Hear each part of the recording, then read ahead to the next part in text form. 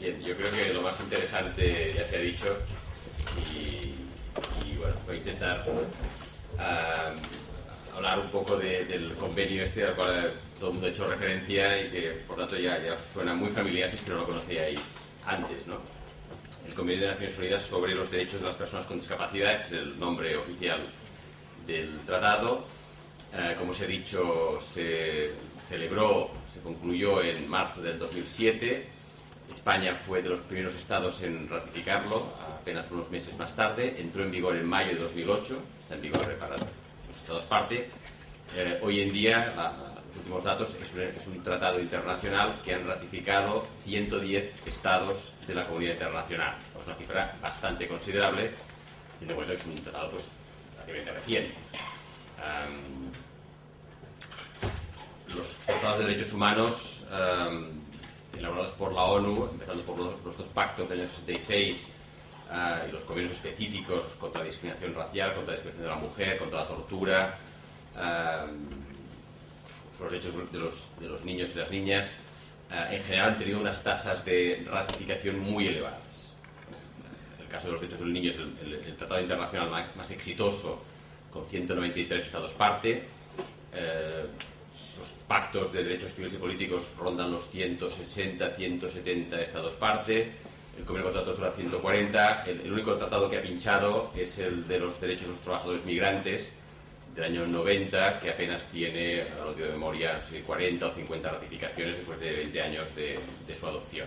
Cuando 110 ratificaciones en menos de 5 años es una cifra muy considerable y además estamos teniendo un proceso ascendente, ¿no? Cada mes, cada 2 meses van incorporándose ratificaciones y todo hace presagiar que quizás no va a ser un tratado plenamente universal, como siempre es muy complicado, pero sí que va a ser un tratado, ya es un tratado con una amplia participación por parte de la comunidad internacional, lo cual tiene un valor no solo en tanto que compromiso individual de cada Estado para acometer, en fin, los compromisos que se derivan del tratado, sino como estándar de derechos humanos. Es decir, que cuando ya llega un punto en que un tratado de estas características tiene una cifra, un número de ratificaciones considerable, ya no es solamente una obligación convencional, una obligación que afecta o que es exigible a los estados que particularmente han ratificado, sino que empieza a poder ser considerado parte del consenso de la comunidad internacional en una determinada manera. Por tanto, de ahí la importancia de estar siempre al tanto de cuántos estados van ratificando este tipo de tratados. Se ha dicho, y lo voy a reiterar, la importancia de este convenio de Naciones Unidas es precisamente que se ubica en la tarea de Naciones Unidas en pro de los derechos humanos. La ONU había elaborado directrices, guías, y propuestas, recomendaciones desde hace muchos decenios en relación con, utilizo la terminología de la ONU, de los derechos de las personas con discapacidad, desde unas ópticas más, insisto, tradicionalmente más asistencialistas, más paternalistas, ¿no? Esta orientación se cambia ya en los años 90 y principios de este milenio, y el tratado tiene se ubica en la lista de los 9 tratados centrales, nucleares, de derechos humanos que ha elaborado la ONU desde los años 60. Por tanto, en este enfoque de derechos humanos, en un enfoque de libertad, de dignidad, de igualdad, que son los grandes valores que inspiran la teoría de los derechos humanos. Uno de los artículos de la Convención lo dice de forma muy clara. El objetivo del convenio tiene una perspectiva integral, es garantizar todos los derechos humanos de todas las personas, incluyendo todas las personas que tienen una diversidad funcional. Esta es la vocación final del convenio, ¿no? Entonces, se decía antes, no se trata de derechos especiales, no se trata de derechos nuevos. Efectivamente, lo que pasa, de lo que sí se trata es de cambiar las gafas y ver los derechos humanos en la óptica de las necesidades de las personas que tienen una o múltiples diversidades funcionales. Entonces, si uno examina la lista de derechos concretamente reconocidos en este convenio, si solo lee los enunciados, el epígrafe de cada derecho, no va a encontrar grandes novedades respecto de otros tratados. Algunas novedades sí que hay, aunque las novedades tampoco son inventos, no son setas que parecen como un derecho, no, están todas vinculadas a derechos clásicos, ¿no? Pero algunos derechos realmente emergentes sí que están, sí que se contemplan, pero insisto, siempre vinculados a derechos clásicos, ¿no?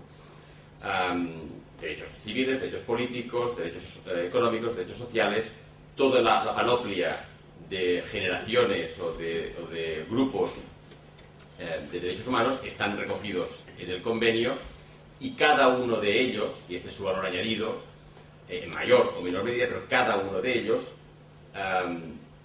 adaptado o formulado de manera que el derecho que todos tienen lo tengan también efectivamente las personas con una diversidad funcional. Lo que se trata, por tanto, es de evitar el formalismo en el reconocimiento de derechos. No es suficiente con la Declaración Universal de Derechos Humanos, debería serlo quizás, ¿no? A medida que la Declaración es universal y se aplica a todas las personas, pues todas las personas tienen todos los derechos. Pero como sabemos que eso no es así, que en la práctica, no en la teoría, quizás no en la redacción de las leyes, pero en la práctica eso no es así, es necesario formular los derechos, o quizás, para decirlo con más precisión, formular las obligaciones que se derivan de los derechos, son las obligaciones que se derivan para los Estados de esos derechos que todos tenemos, en relación con las personas con diversidad funcional. Entonces, si uno va leyendo los derechos, no voy a hacerlo porque ultrapasaría los 10 minutos que me han sido asignados, pues va detectando esas obligaciones especiales que el convenio resume en una fórmula de los ajustes razonables, ¿no? Esta fórmula de los ajustes razonables que claramente es un término jurídico, ¿cómo se llama esto en filosofía?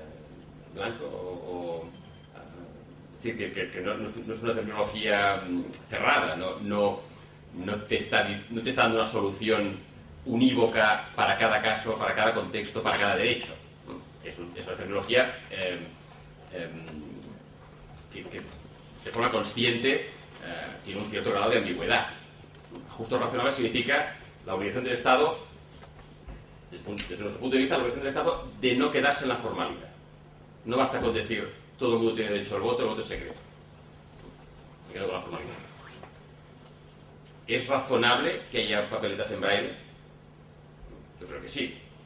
Es un ajuste que razonablemente se puede exigir al Estado. Igual a un Estado dirá que no. Yo creo que en España es perfectamente razonable y finalmente creo que en las últimas reformas se adoptó este cambio. Pero hubo muchas resistencias. Quizás en Burundi sí que es excesivo pedir papeles en braille. Es decir, que cada contexto tiene... Sí, exacto. Cada contexto tiene sus ajustes razonables. No es un cheque en blanco, ¿no? Quiero ser claro con eso. No es un cheque en blanco. Se está diciendo que el Estado tiene obligaciones de ir más allá de la mera formulación formal de derechos, pero siempre que eso no suponga una carga desproporcionada o excesiva. Tengo aquí términos que son interpretables. Pero bien, yendo a algunos derechos, quizás los más interesantes son los que se han mencionado en lo que llamamos de jornada, ¿no?